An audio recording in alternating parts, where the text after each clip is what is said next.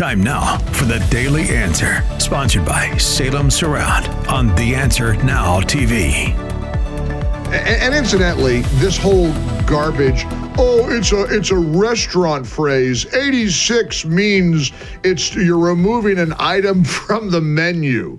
Yeah, nice try. I saw a clip last night over on Newsmax, I think it was, of about 5 minutes worth of 86 meaning assassinate. 86 means to eliminate, eradicate, kill, destroy, murder. James Comey knew what he was doing. Spare me the pearl clutching that it was only a restaurant term.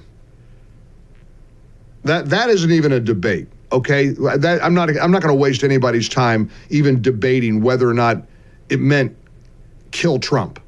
Of course it meant kill Trump. So ultimately, what's going to happen? What are they going to do about it? President Trump himself reacted to this firestorm of James Comey, posting, I'm on the beach and look at what I came across.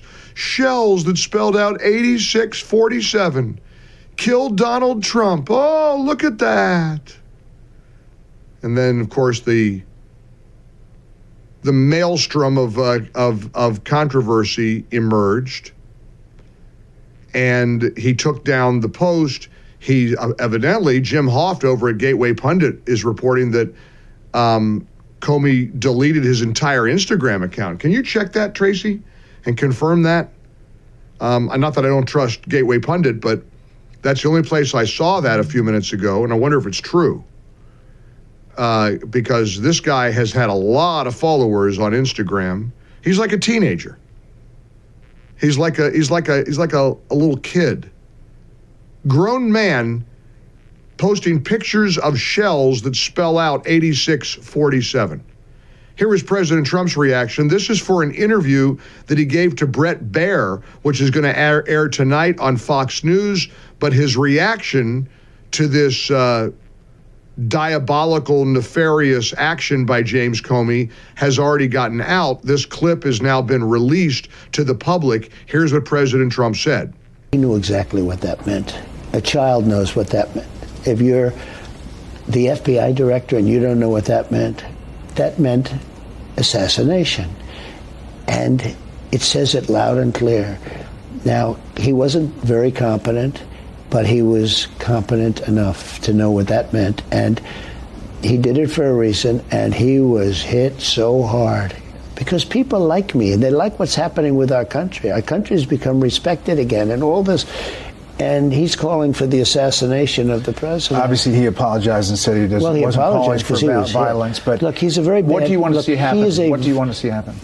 I don't want to take a position on it because that's going to be up to Pam and all of the great people. But I will say this: I think it's a terrible thing. And when you add his history to that, if he had a clean history, he doesn't. He's a dirty cop. He's a dirty cop. And if he had a clean history, I could understand if there was a leniency, but I'm going to let them make that decision. Well, I hope they do make the decision to arrest him. How about how about you Roger Stone him?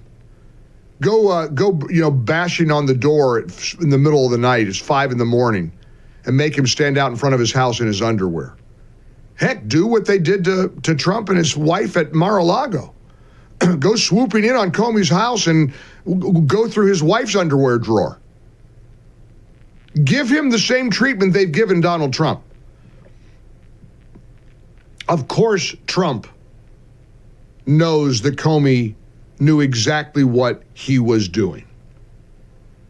And back to the point that Trump made to Bret Baier, that people like me, this is the part that the Trump haters never acknowledge. It's a little bit, it's opinion, it's your preference, it's taste, it's your politics, it's your ideology. But you do realize if you don't like this guy, if you're not a Trump supporter, and you have every right not to be a Trump supporter, but you do realize there are millions and millions of people who are. That's what's so fascinating to me. And there's not a right or a wrong. I'm not going to tell you you're wrong if you don't like the guy. But you can't tell me I'm wrong for voting for him 3 times. You can't tell me I'm wrong for appreciating a sealed border, a secure border, progress in the Middle East, a improving economy,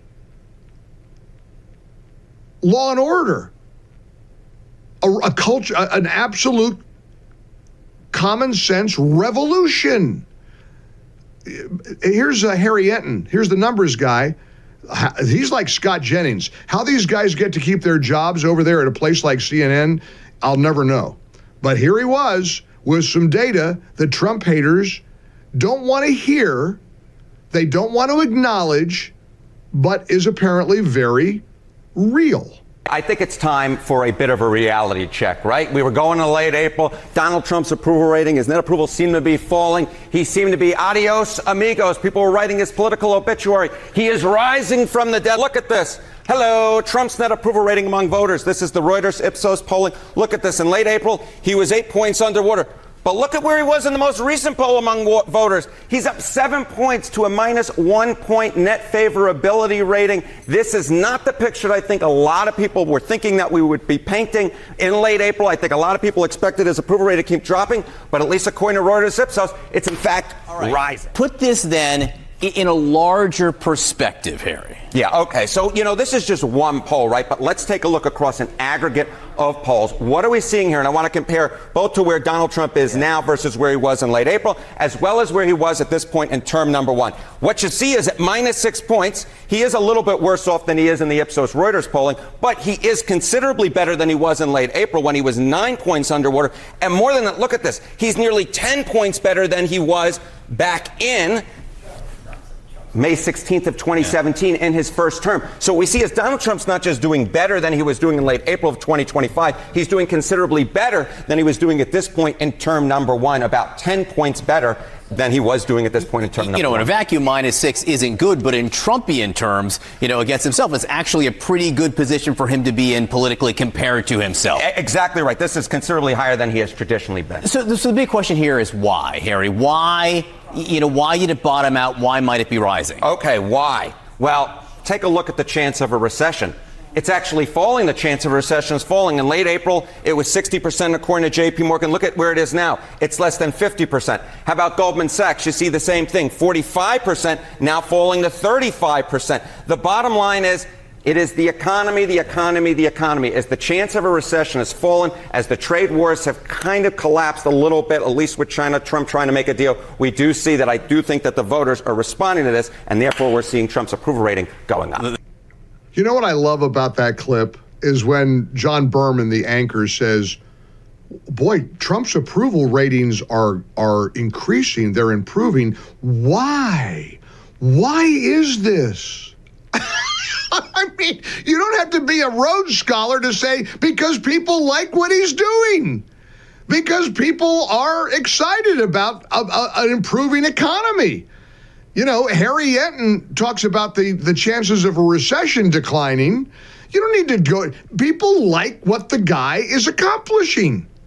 Yesterday in Axios, the big article about Biden administration officials giving Trump a reluctant kudos for what he's accomplishing in the Middle East. Gary's in Minneapolis. For full shows, live and on demand, it's Salem News Channel. Stay informed anytime, anywhere with the Salem News Channel and 9:30 a.m. TheAnswer.com. This has been The Daily Answer, sponsored by Salem Surround on The Answer Now TV.